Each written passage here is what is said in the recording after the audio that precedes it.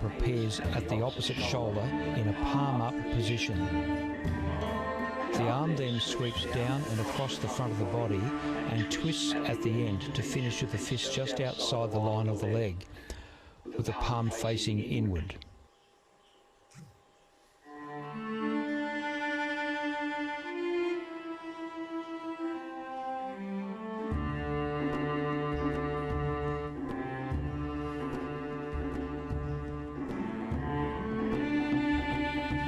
The top side of the forearm is used for this block.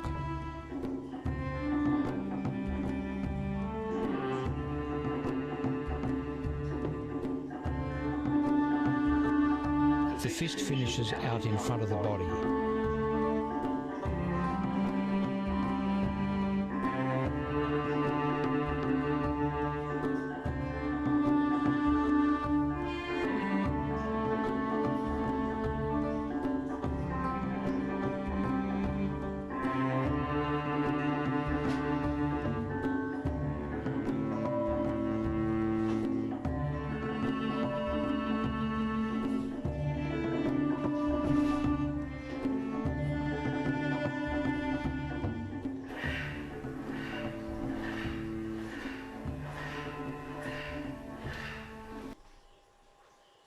The blocks I'm going to cover are age uke, this is rising block, soto uke, outer block, uchi uke, inside block, gedan barai, downward block, and shuto uke, knife hand block. These are the 5 blocks that are covered in the level 1, level 2 content areas, which bring us up to white, yellow, orange, green belt level. The first block is age uke, rising block. Rising block comes up the center and then twists and blocks at the top. Up the center, twisting and blocking at the top. With age uke, the wrist should be above the head. Not too far this way because now I can't see, and not too far the other way because now there's a chance of being hit still, and also it's not very strong at this point. So age uke, our hand marks the position at which we're going to block. Some styles of karate just block, like this. Shotokan karate, mark, then block, mark, then block, mark, then block. This could be interpreted also as perhaps a hair grab with a forearm strike, or grabbing the wrist and twisting and then breaking the arm this way. Grabbing and twisting and breaking the opponent's arm. So blocks are not always just blocks. And actually, a very interesting part in Japanese, the word for block is uke, but it doesn't translate directly as block. Uke means to receive. So blocking movement, in English, block means stop, repel, don't let them get through, block. In Japanese, uke, ukeru, receive. So we're actually receiving their attack. We're taking their energy and deflecting it into a different direction with our block. So it's very important to understand the difference of concept in our minds between the Japanese way of thinking and the Western way of thinking. A block is not just a stopping a movement. By receiving and using our twist of our arm for our different blocking movements, we redirect, we receive their energy and redirect it to a different direction, allowing us to be effective with our block and also allowing us to conserve our energy. If we meet our attack directly, now we're like a head-on collision. Attacker comes, our block meets. This is not necessarily the right way to block. Instead, we need to absorb the energy and send it in a different direction. That way, we speed up their attack, but by redirecting their attack, our counter of our punch or our kick is like the head-on collision. We want our block to receive and our counter to be head-on.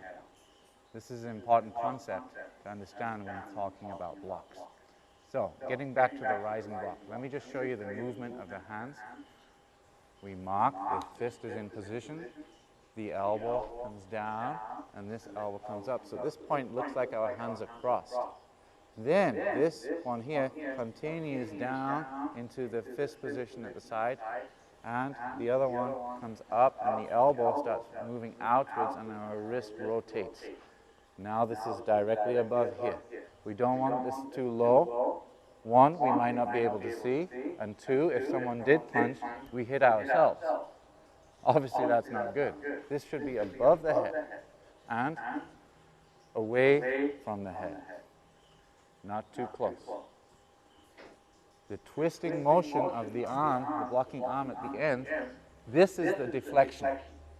So as the opponent's punch comes to the head and this blocks, the punch is sent over the top of your head through this deflection move.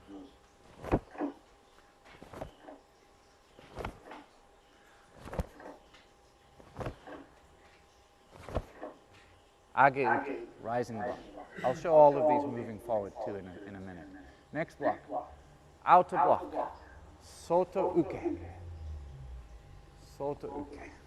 This block requires the twisting of the wrist for our deflection. So as our punch comes towards our solar plexus this time, rising block was against to the head, solar plexus this time, we meet and twist and deflect the punch past. Hand at this point is palm facing away. As this pulls back and clenches, this comes across using the hip twist and meets and then twist at the end. Across and twist.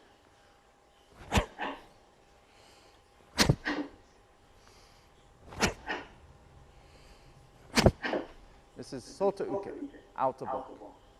The next block is inside block, meaning coming from the inside.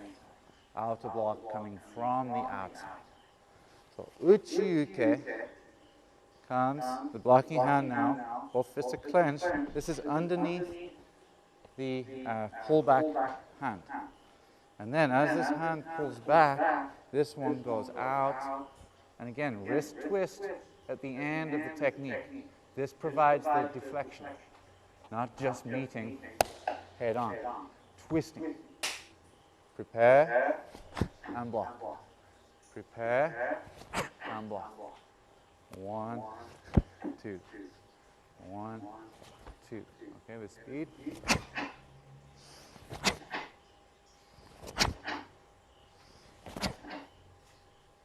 Uchi uke. Next block is gedan barai. Gedan barai is your downward block. Downward block. Okay. Once again, towards the end, your wrist is twisting. All of the same with the punches, twisting at the end, blocking, twisting, twisting, twisting, down, twisting. This motion here provides the deflection. So the downward block, if I begin in a downward block position, my opposite hand comes across the body, level with the left shoulder in this case, and then as this hand pulls back, this one blocks down and twists. 1, 2. 1, 2. Like so. Now with power.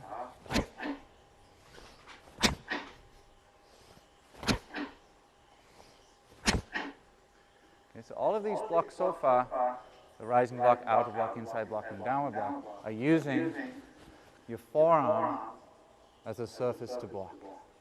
With the rising block, we're using this part of our forearm.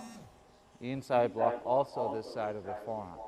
Downward block, same. The only one that uses the other side of the forearm is the inside block, where we're using this part of the forearm here.